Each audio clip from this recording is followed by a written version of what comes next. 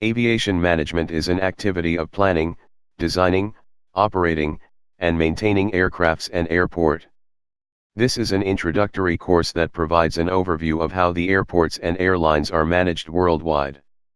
This course by Academy Europe has been prepared for beginners to help them understand the basics of aviation management. It will be quite useful for those who are keen on taking up management career in aviation. For all other enthusiastic readers, this course is a good learning material. We assume the reader has interest in business administration and aviation operations.